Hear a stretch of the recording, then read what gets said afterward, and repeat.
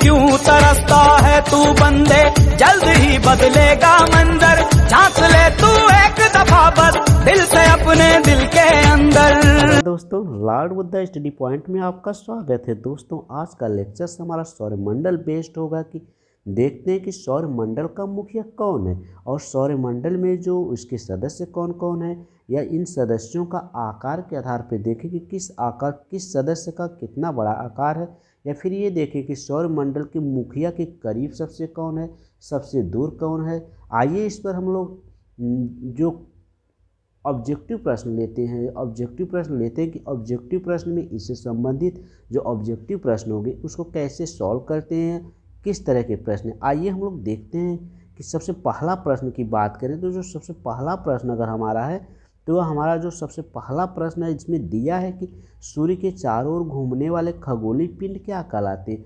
पहले तो ये देखिए कि जो सौरमंडल क्या है। सौरमंडल एक परिवार होता है। सौरमंडल का जो मुखिया सूर्य होता है और सौरमंडल के जो अन्य सदस्य हैं, जैसे हम लोग ग्रहों की बात कर लें, बुध, शुक्र, मंगल, पृथ्वी, बृहस्पति, शनि। इसके अलावा भी देखेंगे क्षुद्र ग्रह भी हो सकते हैं, धूमकेतु भी हो सकते हैं। इस तरह तमाम इसके सदस्य सौरमंडल के सदस्य होते हैं। बट जो सौरमंडल के सदस्य के रूप में जो मुख्य ग्रहों की संख्या होती है, जो कुल 8 ग्रह हैं। तो आइए पहला प्रश्न लेते हैं कि सौरमंडल में सूर्य के चारों ओर घूमने वाले खगोलीय पिंड क्या कहलाते हैं। जो सूर्य के चारों ओर घूमने वाले जो खगोलीय पिंड हैं, जो बड़े आकार में हैं, उनको हम लोग सीधे सीधे ग्रह कहते हैं। तो सौरमंडल का सबसे जो है करीब सूर्य के चारों ओर घूमने वाला जो आकाशीय पिंड होगा, तो उस चीज़ को हम लोग क्या कहेंगे, ग्रह कहेंगे।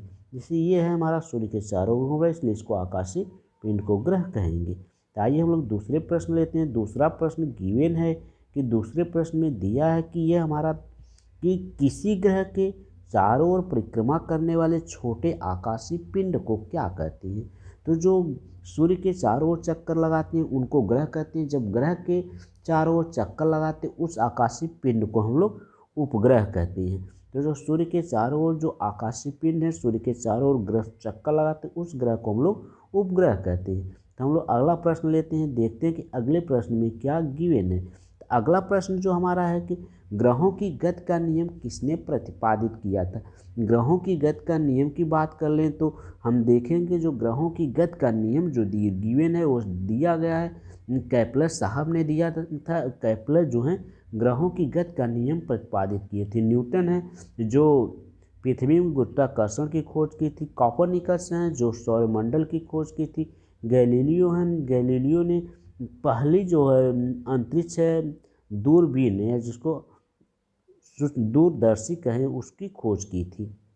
अगले प्रश्न की बात करें, अगर हम लोग देखें तो ये अगला प्रश्न में गिवन है कि सौरमंडल में कुल कितने ग्रह हैं। तो सौरमंडल में 2006 के पहले अगर देखा जाए तो सौरमंडल में कुल 9 ग्रह थे।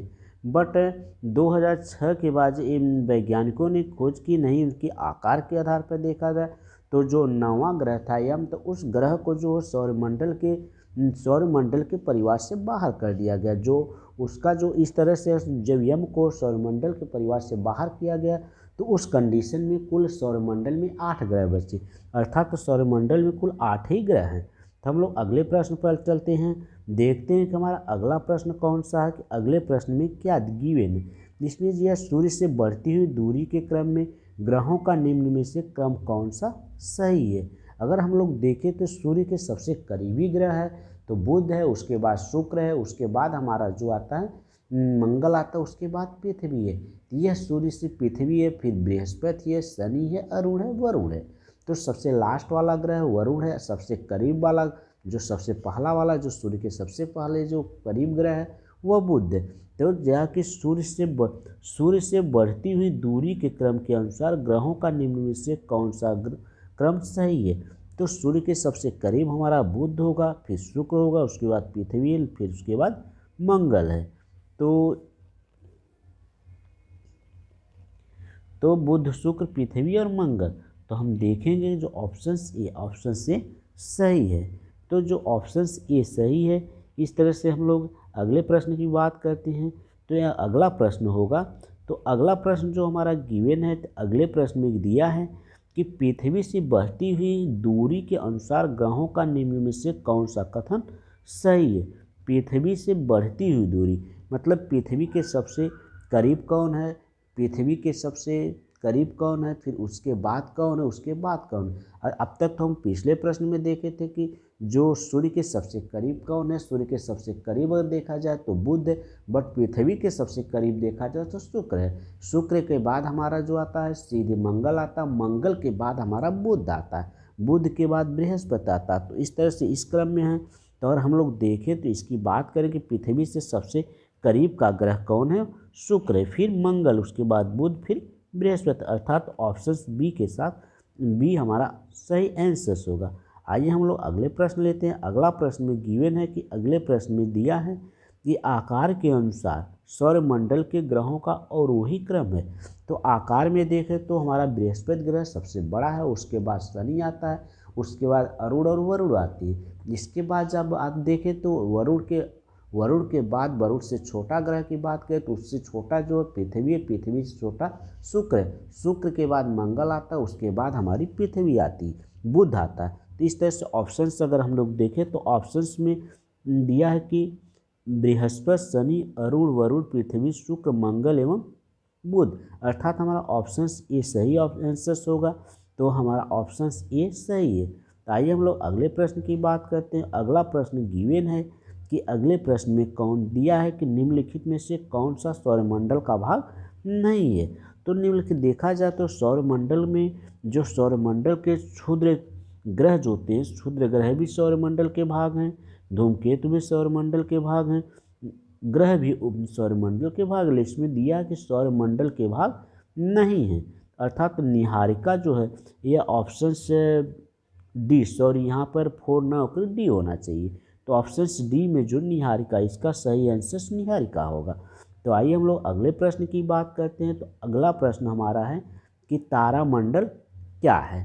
तारामंडल क्या है, तो हम लोग तारामंडल की बात करें तो तारामंडल पृथ्वी से अगर ऑप्शंस में देखें तो गिवन है कि पृथ्वी से समदूरस्थ तारों की आकाश में एक विशेष आकृति, अर्थात जो पृथ्वी से समान दूरी पर जो तारे हैं उनकी जो एक विशेष आकृति है वो भी ऑप्शंस नहीं सही है, क्योंकि तारे जो होते हैं, जो तारों की विशेष आकृति होती है वो समदूरस्थ न होकर अलग अलग जगहों पर स्थित हो सकते हैं तारे, बट वो देखने पर भले हमको लगे कि वो एक समान चमक रहे हैं, एक समान दूरी पर, लेकिन हमारा वास्तविक तारामंडल क्या है। तारामंडल की बात करें तो तारामंडल जैसे ऋषिकेश हुआ, सप्तऋषि हुआ, या फिर हम लोग दानव तारा की, इस तरह से जो तारों का मंडल है, यह तारों का समूह, उसको हम लोग तारामंडल कहते हैं, वो विशेष आकृति होती है। अर्थात अगर हम लोग ऑप्शंस की बात करें तो ऐसे तारों की आकाश में एक विशेष आकृति जो पृथ्वी से समदूरस्थ नहीं हो सकती है, यानी कि जो ऐसे तारों की विशेष आकृति जो पृथ्वी से हमेशा समान दूरी पर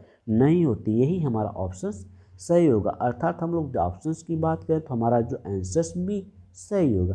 आइए हम लोग अगले प्रश्न की तरफ चलते हैं। अगला प्रश्न गिवन है कि सौरमंडल में कुल कितने तारामंडल हैं। अगर सौरमंडल में कुल कितने तारामंडल हैं तो सौरमंडल में कुल तारामंडल की संख्या जो हमारी है 89, अर्थात हमारा ऑप्शन सी सही है। आइए हम लोग अगले प्रश्न की ओर चलते हैं। तो अगला प्रश्न जो गिवन है कि निक्स ओलंपिया, जो गिवन अगला प्रश्न है, अगले प्रश्न में दिया है कि निक्स ओलंपिया जो है, निक्स ओलंपिया कोलंबस पर्वत किस ग्रह पर स्थित है। निक्स ओलंपिया कोलंबस पर्वत किस ग्रह पर स्थित है। तो अगर हम लोग देखें तो जो निक्स ओलंपिया कोलंबस पर्वत जो है वह, अगर केवल निक्स ओलंपिया रहता तो वह चंद्रमा पर स्थित होता, बट यह निक्स ओलंपिया कोलंबस साथ में लगाती, यह ग्रह हमारी मंगल पर स्थित है। तो आइए हम लोग अगले प्रश्न की तरफ चलते हैं कि अगले प्रश्न में क्या गिवन है। तो अगले प्रश्न में गिवन है कि सौरमंडल में जो पार्थिव ग्रहों की संख्या कितनी है। सौरमंडल में जो पार्थिव ग्रह हैं तो सौरमंडल में कुल 4 पार्थिव ग्रह हैं। तो फिर हम अगले प्रश्न की ओर चलते हैं। तो देखा जाए पार्थिव ग्रहों से तात्पर्य क्या है। ऐसे ग्रह जो पृथ्वी के सदृश हैं, जो पृथ्वी के समान, उनको पार्थिव ग्रह कहते हैं। जो हमारे सौरमंडल पृथ्वी के समान कौन कौन ग्रह हैं, बुध हुआ, शुक्र हुआ, मंगल हुआ, पृथ्वी, ये 4 ग्रह हैं पार्थिव सदृश है, इसलिए इनको पार्थिव ग्रह भी कहते हैं। तो ये कुल ग्रहों की संख्या 4 होती है। हम अगले प्रश्न की तरफ चलते हैं। तो अगला जो प्रश्न हमारा है, यह अगले प्रश्न में गिवन निम्नलिखित में कौन एक पार्थिव ग्रह नहीं है। तो अब इसमें कह रहा कौन पार्थिव ग्रह नहीं है। तो हम अभी बताए थे कि बुध, शुक्र, मंगल और पृथ्वी ये पार्थिव ग्रह है, अर्थात शनि जो पार्थिव ग्रह नहीं है। इसको हम लोग गैसीय ग्रह कहते हैं। जो लास्ट वाले 4 ग्रह हैं उनको हम लोग पार्थिव ग्रह कहते हैं। जैसे हुआ बृहस्पति हुआ, शनि हुआ, अरुण और वरुण, ये सभी गैसीय ग्रह। तो ये देखिए इसमें शनि दिख रहा है, तो यह गैसीय ग्रह है, यह पार्थिव ग्रह नहीं, इसलिए उसका ऑप्शन से जो हमारा ऑप्शन से डी सही है। आइए हम लोग अगला प्रश्न लेते हैं। अगले प्रश्न में दिया है कि वाह्य ग्रह या बृहस्पति ग्रह की संख्या कितनी है। बृहस्पति सदृश ग्रहों की संख्या कितनी है। तो बृहस्पति सदृश ग्रह या बाह्य ग्रह इनको बात कहा जाए, चाहे बाह्य ग्रह की बात करें तब भी हम लोग बृहस्पति, शनि, अरुण वरुण की बात करते हैं। बृहस्पति सदृश ग्रहों की बात करें तो वो भी हमारी कौन, बृहस्पति, शनि, अरुण वरुण होगी।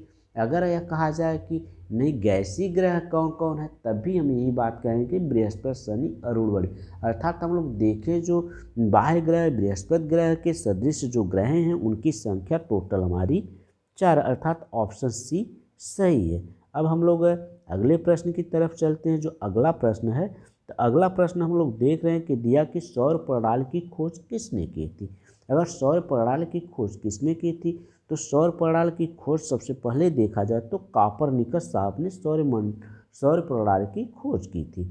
और सौर प्रणाली में जो तमाम तारे ग्रह हैं उन सबको मिलाकर के तारों, ग्रहों, धूमकेतुओं, उल्कापिंडों को मिलाकर सौर प्रणाली कहा जाता है। आइए हम लोग अगले प्रश्न की तरफ चलते हैं।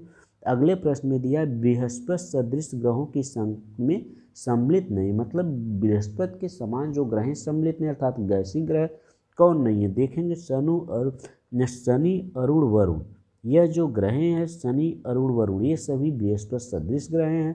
अर्थात मंगल जो है पृथ्वी सदृश ग्रह है। यह हमारा ऑप्शन डी सही आंसर होगा। तो आइए हम लोग अगला प्रश्न की तरफ चलते हैं। अगले प्रश्न में क्या गिवन है। अगले प्रश्न में दिया है कि निम्नलिखित में से किन 2 ग्रहों को छोड़कर शेष सभी ग्रह सूर्य के समान और वामावर्त घूमते हैं। मतलब सूर्य के समान ने सूर्य के चारों ओर वामावर्त घूमते हैं, अर्थात हम लोग देखें तो क्लॉकवाइज, जिसको हम कहते हैं सूर्य की दिशा में। तो सूर्य की दिशा में कौन कौन सी ग्रह घूमती हैं। निम्नलिखित किन 2 ग्रहों को छोड़कर सभी ग्रह सूर्य के चारों ओर वामावर्त घूमती, अर्थात सभी ग्रह जो हैं क्लॉकवाइज घूमती, अर्थात हम लोग देखें सभी ग्रह जो पूर्व से पश्चिम की तरफ घूमती हैं। तो जो सभी ग्रह जो हैं वामावर्त घूमती, तो सभी ग्रह जो होती हैं हमेशा जो वामावर्त एंटी क्लॉकवाइज घूमती हैं।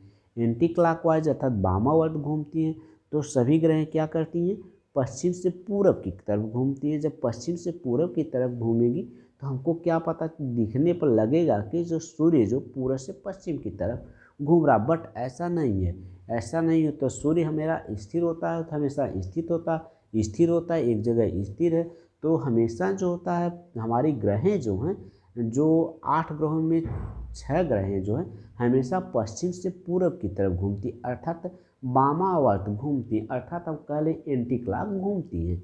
तो इन और जो ग्रह 2 ग्रह ऐसी हैं जो एंटी क्लॉक न घूम करके क्लॉकवाइज घूमती, अर्थात वो पूरब से पश्चिम की तरफ घूमती है। पूरब के पश्चिम तरफ घूमने वाली 2 ग्रह कौन कौन सी हैं, तो हमारा जो शुक्र और अरुण ग्रह जो हमारा